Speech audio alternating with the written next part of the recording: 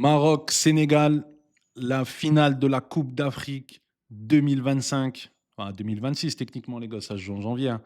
Bref, finale de ouf, finale de rêve. Tous les bookmakers, tout le monde, même ton daron, y attendait cette finale-là. Maintenant, là, on va l'analyser. C'est Data Sport Talk, c'est normal, les mecs. Bref, on va revenir sur quelques petits détails de cette équipe-là. On va regarder comment le Sénégal peut mettre à mal le Maroc. Et ensuite, après, on va voir comment le Maroc peut terminer le Sénégal. Voilà. On va faire une partie de ping-pong. Donc, il y aura peut-être 2 vidéos, les mecs. D'accord? On se tient au courant. Suivez la page, follow, ajoutez, partagez, parlez-en autour de vous. Bref, on démarre. C'est parti. Donc, on a le Sénégal ici, qui est dans une position. J'ai perdu mes mots. Une position en 4-3-3 avec une pointe basse exactement comme celle du Maroc. Notamment avec Gaï et El Ainaoui, on a les deux triangles au milieu de terrain qui seront pour moi la partie la plus importante à gérer. On a une multitude de duels en 1 contre 1 qui va être possible, notamment Diatta Abdé, Diouf, Diaz, Hakimi, Mané. Celui-là, il va faire mal. C'est surtout celui-là qu'il faudra en parler. Je ferai une autre vidéo dessus. Et des 2 contre 1, toujours un 9 isolé avec 2 défenseurs centraux dessus. Voilà, forcément, vu de la composition tactique qui va être proposée, c'est toujours une isolation. Mais il y a un endroit sur le terrain, moi, ici, qui me passionne, et c'est celui-là. Gay El Ainaoui. C'est 2 joueurs qui sont techniquement au démarrage libre. On part du principe que le Sénégal va pouvoir avoir la balle. Comment le Sénégal va attaquer? Qu'est-ce qu'il va proposer? Comment le Maroc peut répondre? Voilà, on a Gay qui a le ballon. On partirait sur un 3-4-3, notamment avec un Mané qui rentrerait plus à l'intérieur pour fuir Hakimi. Et on aurait une zone sur le côté droit spécifiquement où on aurait un 4 contre 3, comme vous pouvez le voir ici. Donc, le Sénégal qui attaque en fait de manière à mettre en difficulté vraiment le Maroc dans toutes les zones. Ici, à l'Ainaoui, le choix de sortir sur Diarra, mais aussi d'accompagner Mané pour permettre à Hakimi de sortir. On a ici la zone qui va arriver avec Saïbari qui sort sur Diatta ou qui accompagne Diarra dans l'axe.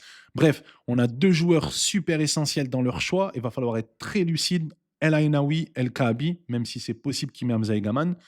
Mais bon, voilà, c'est 2 joueurs super importants. On repart sur notre 4-1-4-1 cher à Walid Regragui. La problématique avec le Sénégal d'un 4-1-4-1, comme vous pouvez le voir ici, c'est que le Sénégal arrive à jouer cette composition-là. Pourquoi? Parce qu'on a Mané et Ndiaye qui rentrent très vite à l'intérieur, qui fuient le duel. Et ces joueurs-là qui fuient le duel, en fait, ils ont tendance à créer, on va dire, une supériorité numérique sur le côté, une possibilité de pouvoir combiner, d'ailleurs ce qui leur a donné le pouvoir de gagner contre l'Égypte, et qui met El Ainaoui dans une position un peu bâtard, entre guillemets. Il ne sait pas forcément où aller. Si on resserre un 4-4-1 beaucoup plus resserré, avec El Ainaoui plus haut et l'équipe du Maroc vraiment resserrée, compacte, on a toujours une multitude de possibilités, toujours une supériorité numérique qui s'ouvre du côté du Sénégal, bien sûr avec un dépassement de fonction et qui pourrait avoir lieu. Donc, vous comprenez en fait la difficulté qu'on a, c'est quand vous voyez, le Sénégal fonctionne par forme triangulaire. On le met là en exergue, notamment avec Diarra Ndiaye Jackson, Gay Jackson Mané. On peut même aller plus loin sur Mané Diouf Niakhaté.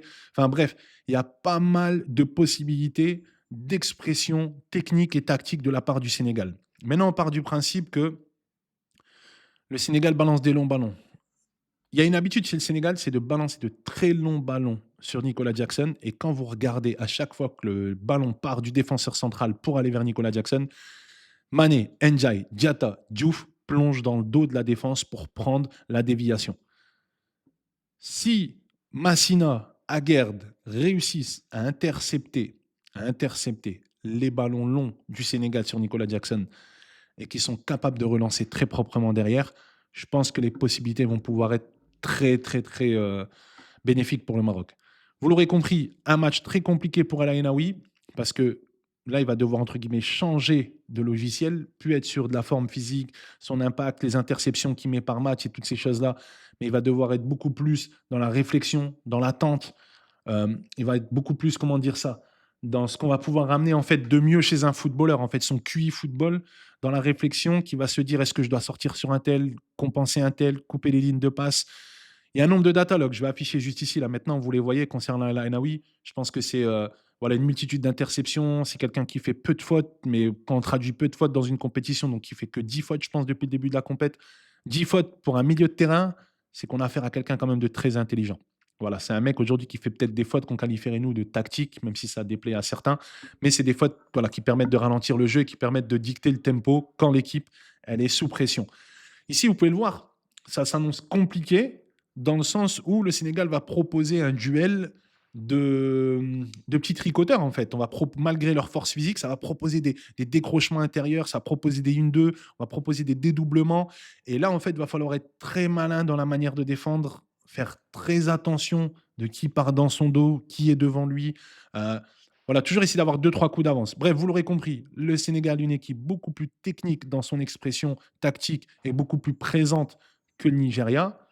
Parce que là où le Nigeria avait un problème de créativité, je ne pense pas que ce sera le souci des Sénégalais.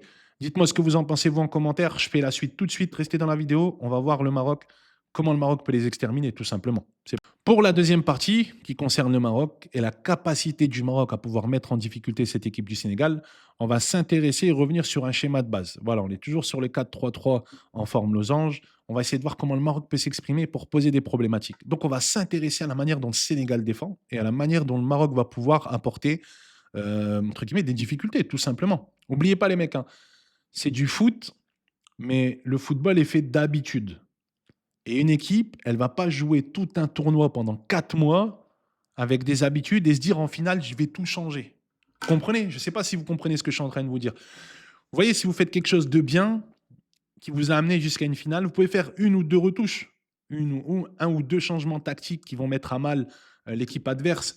Mais à ce niveau-là, généralement, ça se réajuste très vite. Voilà, on retrouve vraiment le truc de base. Donc, on va s'intéresser à ça. C'est parti, les mecs.